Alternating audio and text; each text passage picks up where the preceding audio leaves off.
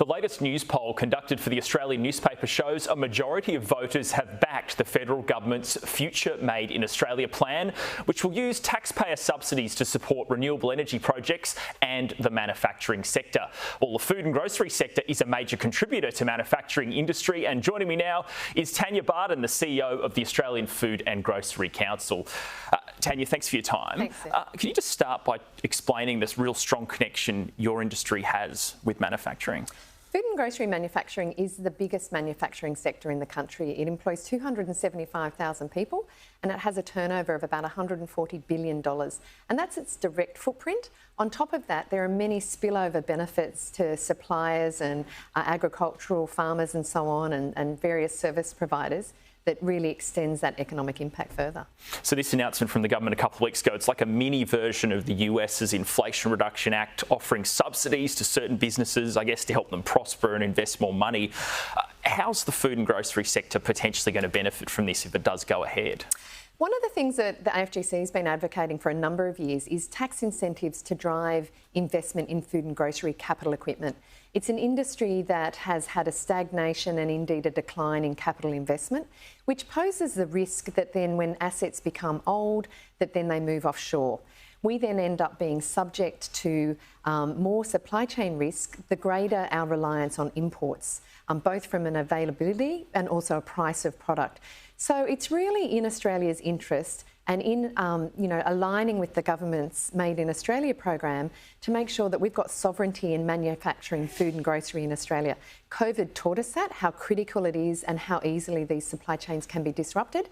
So we look forward to working with government on some tax incentives that can stimulate food and grocery manufacturing in this country.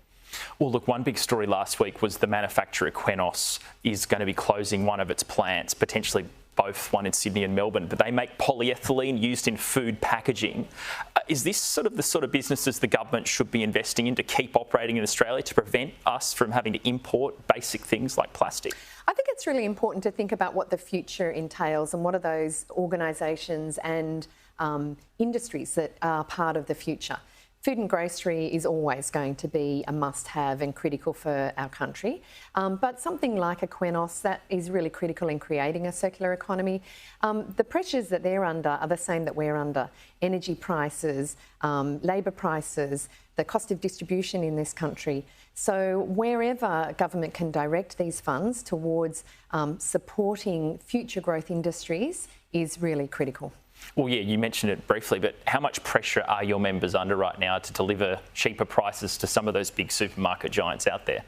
Look, the industry is trying to strike a balance. Our members are food and grocery brands that make bread through to chips, through to toilet paper, the things that you buy every day. So our members are very conscious of the cost of living crisis and the impact on consumers of that. But we've got to strike that balance of right across the supply chain, consumers, retailers and the brands all equally sharing some of the pain and some of the gain out of this. We can't end up in a situation where suppliers are pressured to reduce prices and their profitability gets squeezed to the point where viability of manufacturing gets impacted. Last week there was the Senate committee into supermarket prices. We heard from the bosses of Coles and Woolworths. Do you think interrogating them on air like that makes any real difference to affect pricing across the sector? There's a number of different inquiries. In fact, I think there's around 6 or 7 different inquiries looking at supermarket and supply chain pricing. One of the main ones being the ACCC, and that's a 12-month investigation. So there's a lot still to play out. What do you think? We know interest rates are at record highs at the moment. If they start to come down, is that going to put less pressure, ease the pressure a bit on the sector in general? No, indeed. One of the issues that I have a view on is that we have a very strong reliance on monetary policy and, interest rates and cost of living becomes quite a challenge. Yet one of the major drivers of inflation is actually on the supply side. And that's where we need things like the Future Made in Australia campaign to help make sure that we've got this competitiveness of future-facing industries in Australia, which will help not only with supply shocks, but also with being more globally competitive. If we can better use technologies to be able to produce the same amount at a lower cost or more at the same price, then that's actually going to make us more efficient and that will help to tackle inflation. Do you think there'll be anything in the upcoming federal budget that might offer some relief to the sector?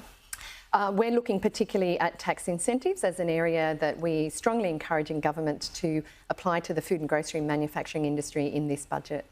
And are your members positive about the next 12 months or pessimistic? I'd say nervous. Yeah. While we've got all this pressure domestically to try and reduce prices, when we look at the global front, there is still an enormous inflationary risk. There's a lot of geopolitical tensions in the world, and that's already impacting on energy prices. That impacts fuel, that impacts transport and distribution. It also risks putting ongoing upward pressure around commodities. So we're not out of the inflation cycle, and there is still risk going over the next 12 months. And if inflation does get down to into the RBA's target band by the end of this year, how much relief will that offer to the sector? Oh, look, absolutely. I think it will, but there's still that longer term trend of the viability of investing in food and grocery manufacturing in Australia. The industry's profits pre-COVID had dropped from $8 billion to $5 billion and capital investment stagnated.